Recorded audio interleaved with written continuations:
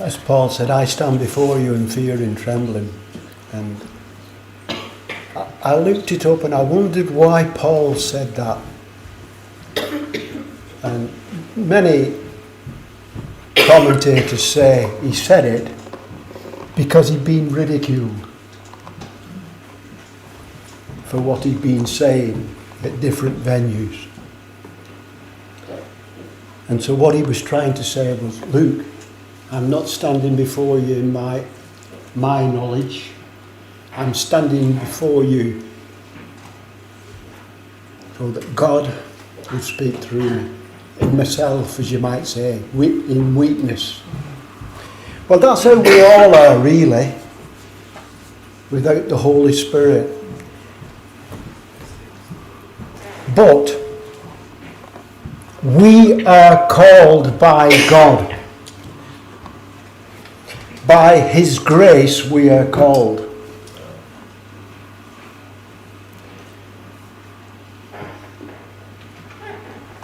I was only thinking this week about how I see the things that the Lord has done in my life and what He's going to do, what He does in everybody's lives and what He did for us at Calvary. I was only thinking about it. Do I realise just how the things that He went through? Or is it just all a bit on the surface? Or does it go deep down? I think at times it is just a bit on the surface. Because in Ephesians, aren't we told, pray like this, that the eyes of your understanding, some versions of the Bible says, that the eyes of your heart will be enlightened. Brothers and sisters, I say this morning, it's all about hearts, about heart matter. The word I want to bring, I hope it's a word of encouragement. Yes, we are all called by God.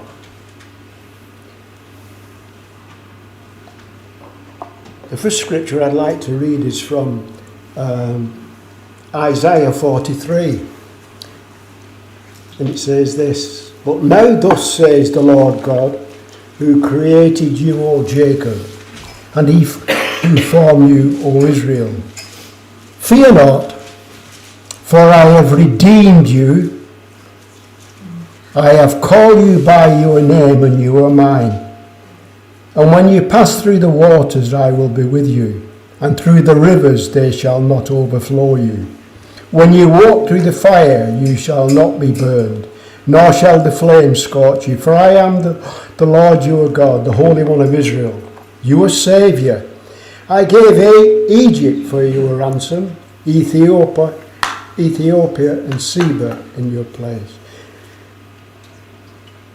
Now some would say that was for the Jews, for the Hebrew nation. But I say it is for us here, right now. Otherwise it wouldn't be in the Bible.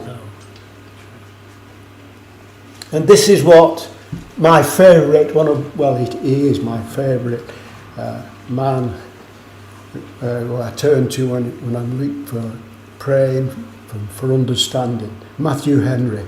And I quote, "The new creature, wherever it is of God's forming.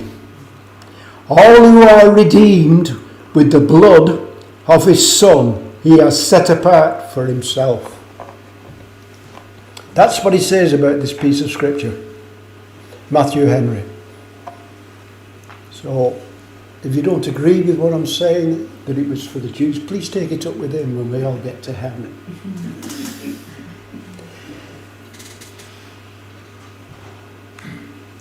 I think it's fair to say that the nation in which we live is in a pretty poor mess at the moment. I want to read from Judges this morning. That's Judges 6 is my main scripture. But I want to read from the chapter before, Judges 6. It's Judges 5, 6 and 7. And I think when we study this scripture now, it very much applies to this very moment in time. In the days of Shammah, son of Anath, in the days of Jael, the highways were deserted, and the travellers walked along the byways. Village life ceased. It ceased in Israel until I, Deborah, arose a mother in Israel. And verse 8 says, they chose new gods. Then there was war in the gates. I think that piece of scripture can be very much applied to today. I'll be quite honest with you. I go for a walk practically, every day when I can. And I always go early in the morning.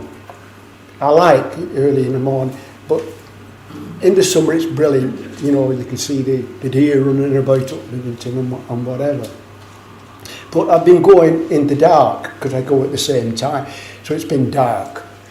And one day I was doing my usual walk, and these two people were stood waiting for a bus. And so I shouted, and they're blocking the path. So I just said, excuse me. And this bloke turned round as I was walking past him and went, bang, into my chest. Needless to say, it put me off. So I go later now. And that is the type of, and then he started screaming abuse at me. Terrible language. And then he started to chase me. But then he stopped. I thought, there's something wrong with this man. Anyway, I kept on walking and got out of the way. But what I'm saying is, I'm 83. And I'm reluctant to go out in the dark now. I am reluctant to go out in the dark. So that piece of scripture, really, it applies to me. It might not apply to anybody else in here, but it does apply. It applies to the situation, this world in which we're living. Village life ceased, it says. They chose new gods. Hasn't this world chosen new gods? You've only got to put the television on, and it's all about new gods, which I do very little now. So God has chosen us.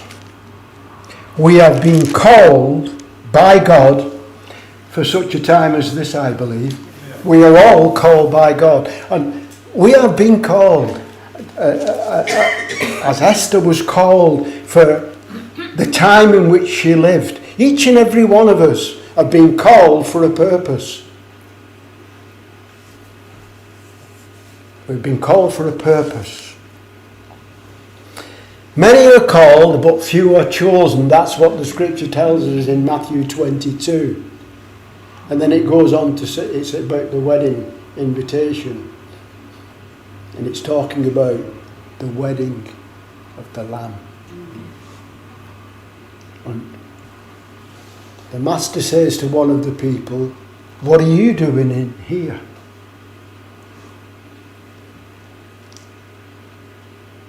Oh, you've invited everybody.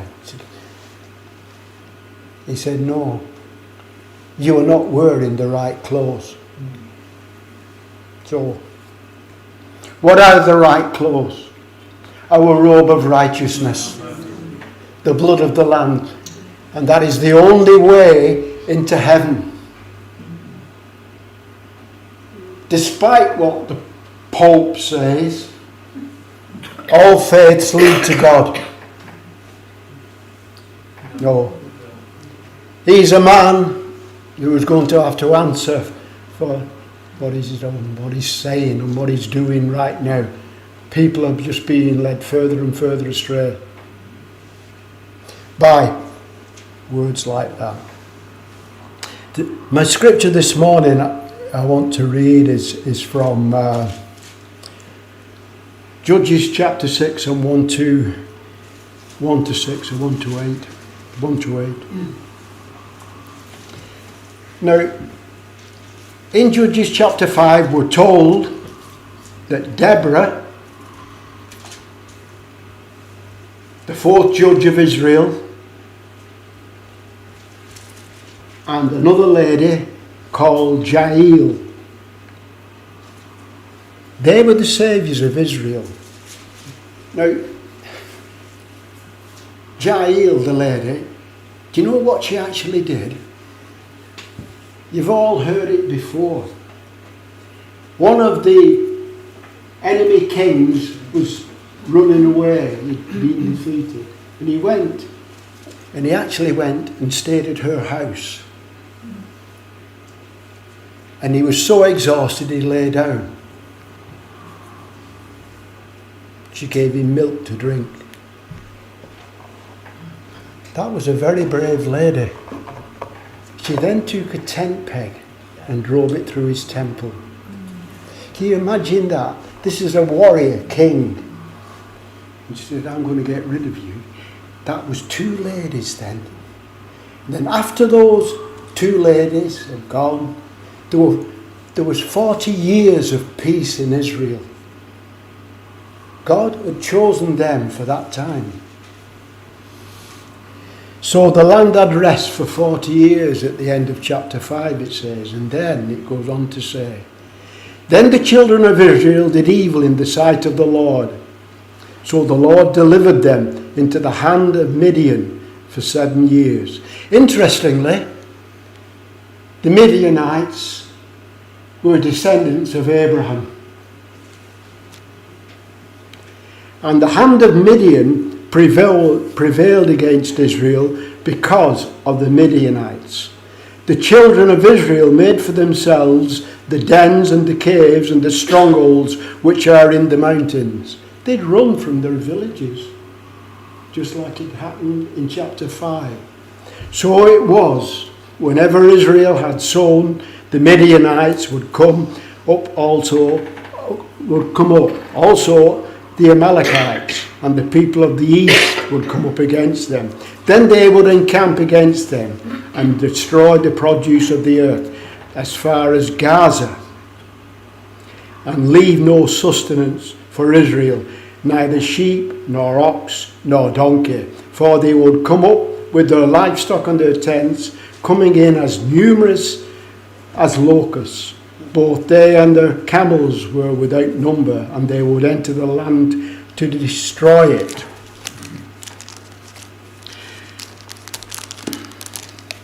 So Israel was greatly impoverished because of the Midianites. And the children of Israel cried out to the Lord. And it came to pass when the children of Israel cried out to the Lord because of the Midianites, that the Lord sent a prophet to the children of Israel, who said to them, thus says the Lord God of Israel, I brought you up from Egypt and brought you out of the house of bondage. But they took no notice. I think the people out there are taking no notice. It's interesting as well, this war that's going on in Israel. Gaza is mentioned here. And this is what I've read. One very prominent Islamic scholar has said that in the Quran, in Surah 5 and verse 21, it says, in some versions of the Quran, so there must be different versions, that the land of Israel belongs to the Jews. That was an eye-opener for me when I read it. All the bloodshed that's taken place. And yet they go around singing from the river to the sea. From the river to the sea. And their own book says it belongs to the Jews.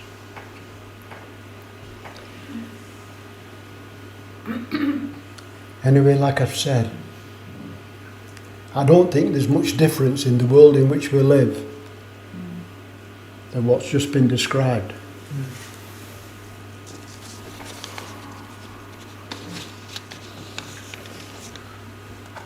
Once we make a choice, once we decide and say, yes, Lord, I want to do your will, a transformation starts to take place. I know I can say, yes, that is true. Because once I said yes to Christ, I began to change. Something started to happen inside me. I changed from the person that I'd been.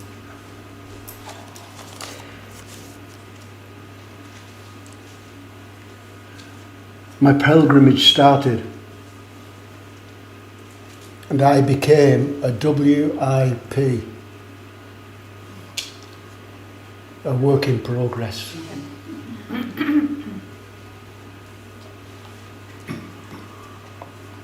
We used to have a place I used to work. There used to be lines of stuff. It had WIP and a number on it. And if anybody else put anything else in that line, there was, well, they were told off. Yes, we are all a work in progress.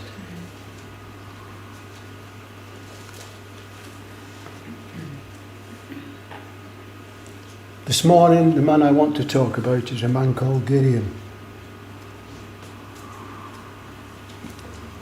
He was a man who was hiding, threshing wheat. I don't know whether anybody here has ever threshed wheat, but I did when I was young. And it's done out in the open, where the wind can blow through it and take away the chaff, and the seed is left. He's hiding in a wine press to do this. He was obviously very frightened. Who wouldn't be when you had all these 135,000 Amorites coming at you? I mean, who wouldn't be frightened? Scared that you were going to get killed.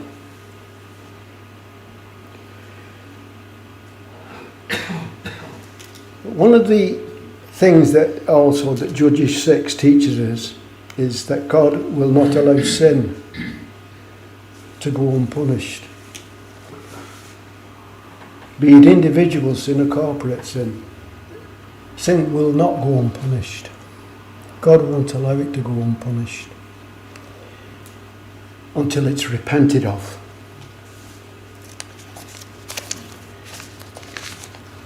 Israel had forgotten God, and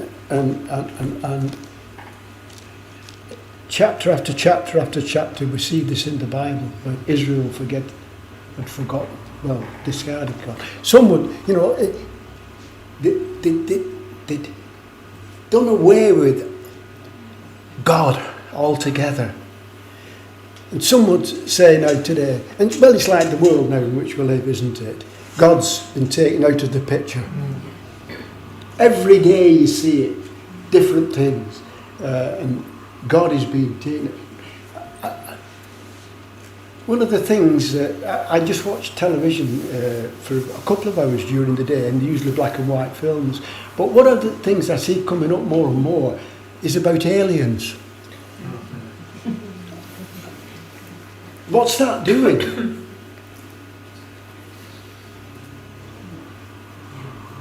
It's taken away God. It's taking away God, and this is what it's all about. Everything's designed and hammered at us.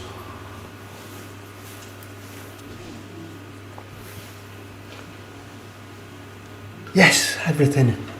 And some would say, this world, this country is not as bad as Israel were. They were sacrificing the children to Baal. Well, I will say this. There are more children sacrificed today on the altar of convenience than there's ever been in the history of man. So there's no excuses. It's all designed to take God out of the picture. He doesn't exist.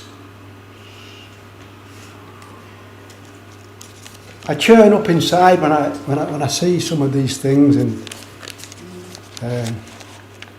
I've shed tears, to be quite honest.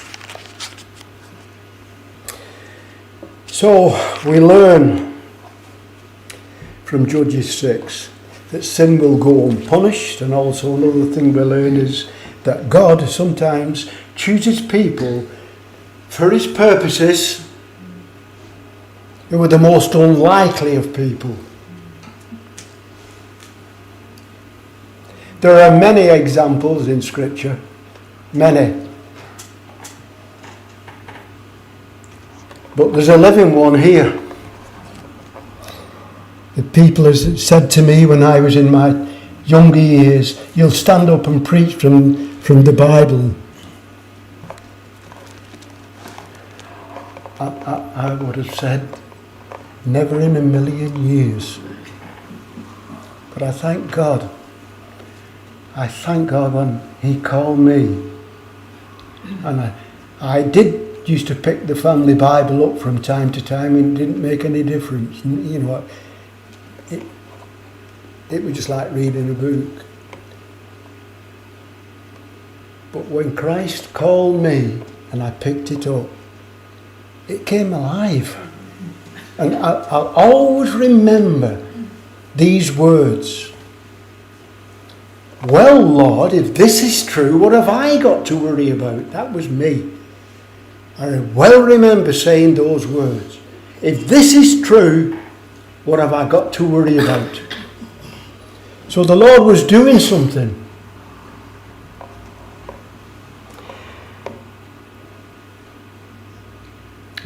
In verse 6 and 7 we've just read, so the people cried out to the Lord, and the Lord sent a prophet. The Lord always answers when the people cry out. He always answers our prayers. Not in the way we want, but he answers them for our better. For our betterness.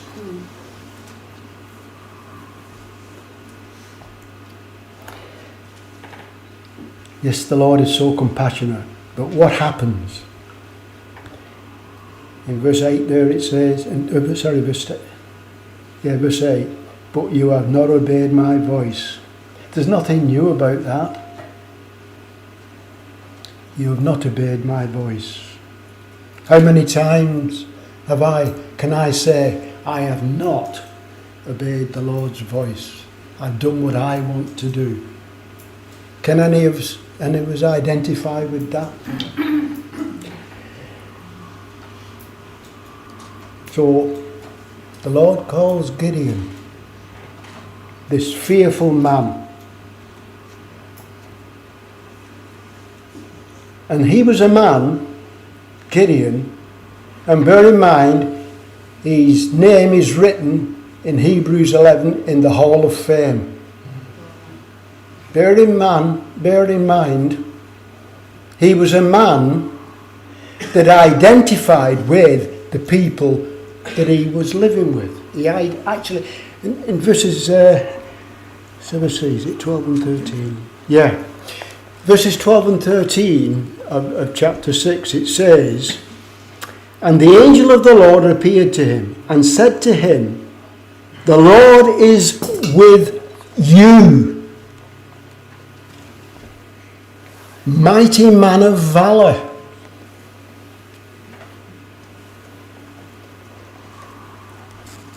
Gideon said to him, O my Lord, if the Lord is with us, he's identifying with the people that he was living with. Why has all this happened? Why is all these wars and things going on? Why are we persecuted as a nation? So he's showing his true colours, really. He didn't say, if the Lord is with me, I'm different than these others. He was honest. If the Lord is with us. Now these were idolatrous people. They had idols, they had all kinds of things, because the first thing the Lord says, get rid of all them idols. And he did. It goes on to tell us he did this. So the Lord chooses people sometimes who are the most unlikely person to do his will. And by the way, yes, he was a fearful man, and there's nothing wrong in being fearful. If the Lord calls us for a work, for a purpose, there's nothing wrong in being fearful. Because Paul himself says in 2 Corinthians 7, 5 and 6, our bodies had no rest. Troubles on sorry, my eyes are a bit gone. Troubles on every side. Outside were conflicts. Inside were fears. That's Paul himself saying that. Now, that was a man of God. Fears on the inside. So if the Lord calls us, if he calls us to do a work, he will be there with us. But even Paul was fearful. So this is a mighty man of valour, this fellow, this Gideon, according to the angel. Now some versions would say that was Jesus, the Son of God, the angel.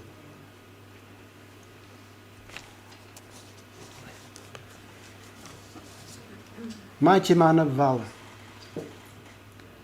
The Lord has said words to me like that. Are any of us, say we're in our prayer closets and the Lord says, mighty man, mighty woman of valour, I have got work for you. I know the first thing I would say was, what, me? Me?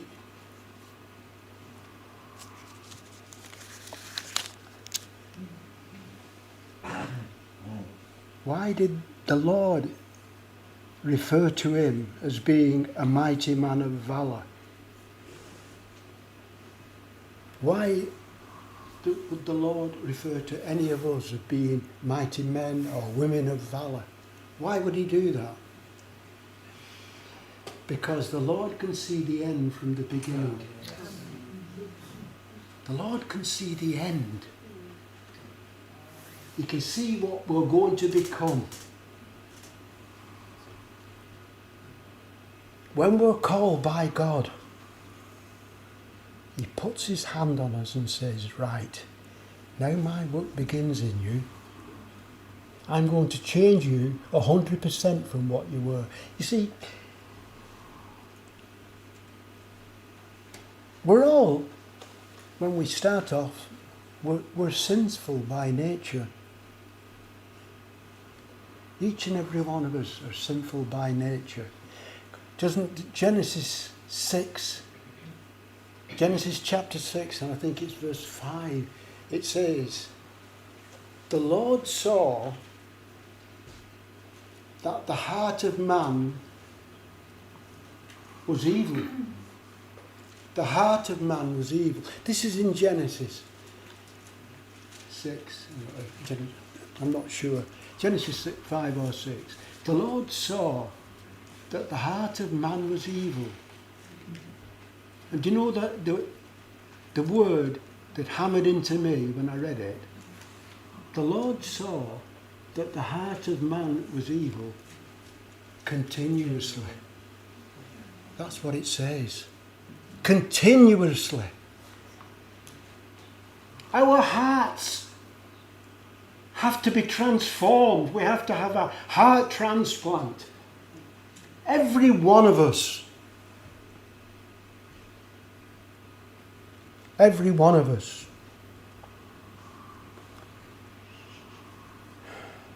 Just a word of reassurance.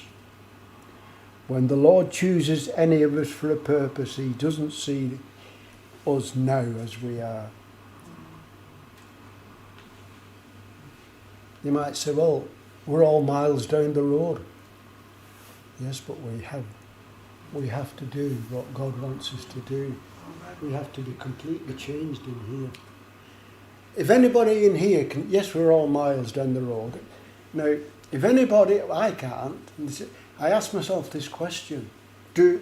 Are my thoughts, especially my negative thoughts, in captivity to the Lord's word? All my negative thoughts. That's my question to me. Are all my thoughts? If they're not, things need to happen. The Lord needs to be allowed to work in us, to bring us to a point whereby, oh, I'm not having that thought, that's a bad one. Sometimes, I'll be quite sincere and honest with you, these thoughts come into my mind and I'll sit down and relish it. I'll wallow in it, as you might say. We're all work in progress. Each and every one of us. I can't point the finger at anybody, as I shared with one of the brothers before the meeting, because if that's pointing there, they're pointing back. You've all heard that before, but it's true. It's the truth of the matter. We've got to get down to it. And like I say, do we realise what God has done for us?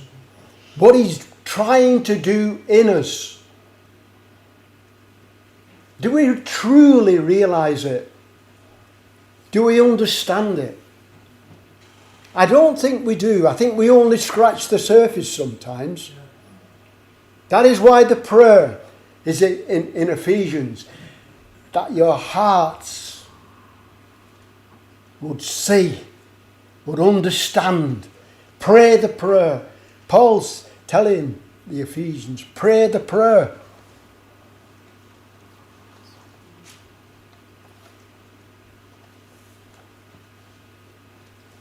If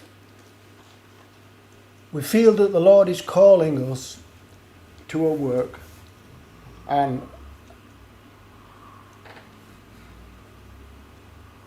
these words, or this comes into our heart, our mind, you're not fit for that. I want to say that is a lie from the pit.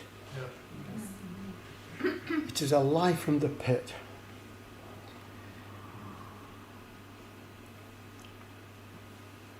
We've all got to be changed. I want to give an example. One of the great men of the Bible, Paul himself. Paul of Tarsus. Saul of Tarsus. What was Saul before he became Paul the Apostle? What was he? I've seen things written about Saul of Tarsus.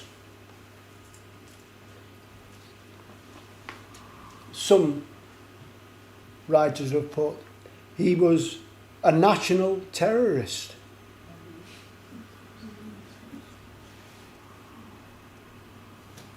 He had people killed. He had people thrown to the lions. Can you imagine that? He held the courts of those who stoned Stephen to death.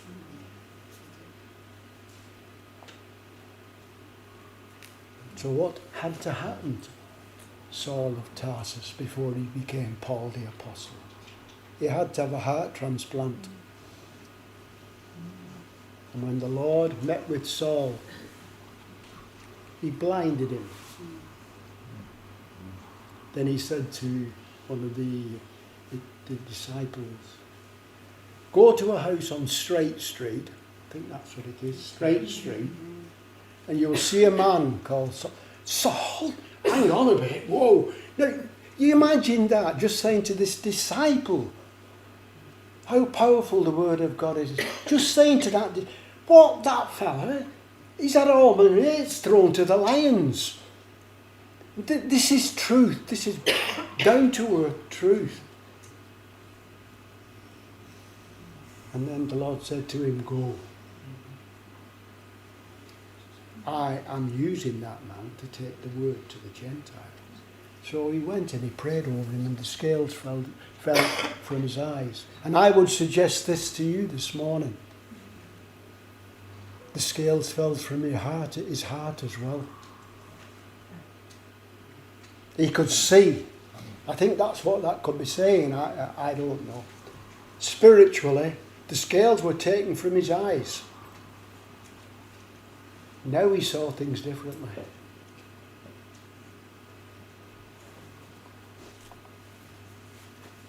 Now Paul, he became a world evangelist from a national terrorist, as they say. Imagine that. Never ever let the devil never take on the devil's lies that says you're not worthy. In Christ you're worthy for anything. We all are. And Paul, he also wrote 2/3 of the New Testament. Yet he says, I stand before you in fear and trembling.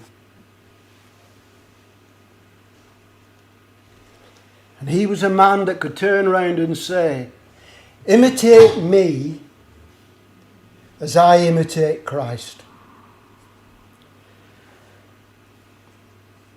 So we ask the question, who taught him? Who taught Paul? Well, it certainly wasn't the other apostles, because he only spent, I think it was 15 days with them in the first 17 years of his ministry. That is fact. It's all fact. But what that is written. He spent 15 days with the apostles in the first 17 years of his ministry. So it wasn't the apostles who taught him. As a matter of fact, he rebuked the apostles in Galatians. He rebuked them for wanting Christians circumcised. God calling. So when he chooses it, the Lord chooses us for a task, anything, just to say hello, anything, any task, he equips us. The scriptures tell us that. The Lord equips us. Hebrews 13 and verse 21 says, we are complete in every good work to do his will. Some versions say we are equipped for every good work. In other words, anything that God wants you to do, and if you do it in God's order, you will be equipped for it.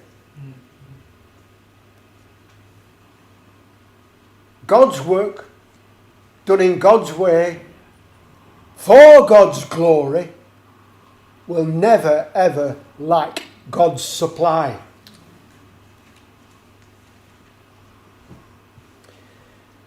Never lack God's supply. So in the flesh, Gideon. Very fearful, weak man. I'm the least. The scripture, we haven't time to go through it all this morning. Didn't realise it was so late. The scriptures tell us that he was a weak man. He says, Manasseh was only half a tribe. The other half a tribe were on the other side of the Jordan. And I am the youngest also in my father's house. The youngest is like King David. He was the youngest, right? They pushed aside, and it's the eldest. That's how it was in them times. Sometimes it's like that now, in where we live. If God is in the work, God will supply. So Gideon, how can I do this? What you're asking me? Go against these Midianites. How can I do it? So he lays fleeces, as you all know. Have we ever laid a fleece? Oh Lord, you just show me something. Give me a word in the Bible, or I might take this on. Yes, I've done it. I want you to go and pray with such a body. I want you to go and meet with me. What? Hang on a bit. Come off it. You've got the wrong bloke.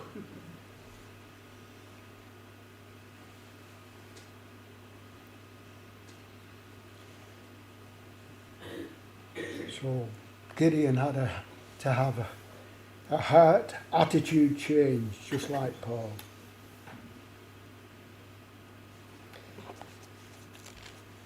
To be born again in Christ, all of our hearts have to be changed. To be truly born again, we have to have a heart change. Some might not agree with what I'm saying, but I know that to be true where I've been concerned. Where I'm concerned. I need the Lord continually working in me. I'll just move on very quickly.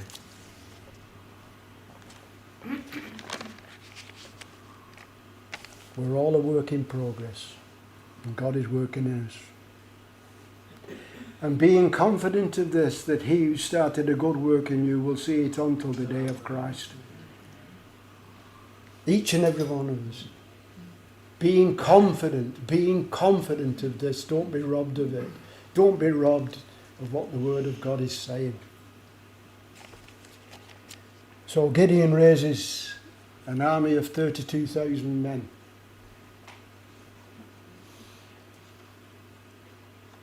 Considering the armies that were coming against them, that was a brave act in itself, just to say, we'll go again, we'll this 32,000, because there was 130 odd thousand Amorites coming against them. 130 odd. Why did God do that? But he whittled it down. He whittled it down to 300. Yeah.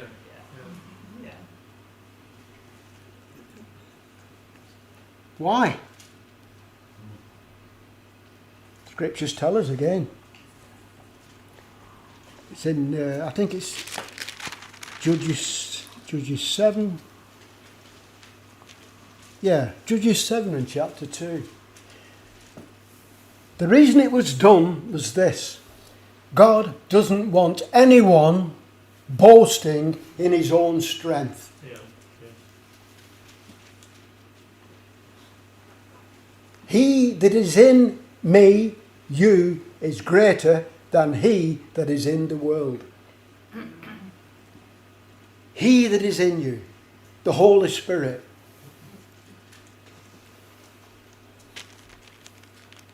So they were whittled down to 300 men because the Lord hates boasting.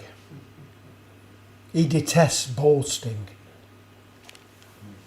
Judges chapter 7 and verse 2 says this, and the Lord said to Gideon, the people who are with you are too many for me to give the Midianites into their hands, lest Israel claim glory for itself against me, saying, mine own hand has saved me. The Lord hates a boaster. Not the boaster, but the boast. Excuse me. I just want to conclude by saying, if God is with us in the battle, we shall win. Yeah. Amen.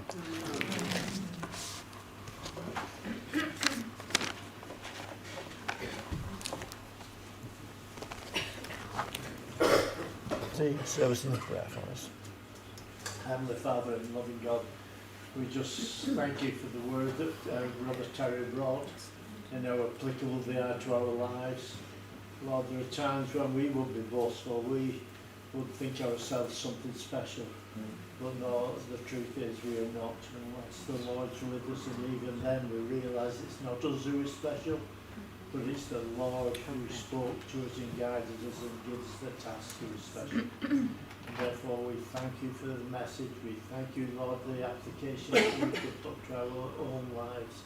We thank you even for the encouragement that it brought us. And therefore, Lord, we just ask that you would bless Terry, bless ourselves, bless Ian as he's spoken most probably already in the morning.